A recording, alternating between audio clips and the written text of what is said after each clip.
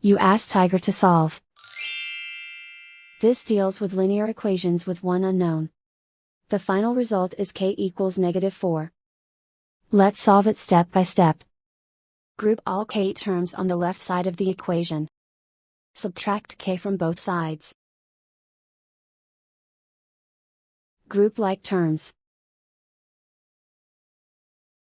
Simplify the arithmetic. Group like terms. Simplify the arithmetic. Group all constants on the right side of the equation. Subtract 3 from both sides. Simplify the arithmetic.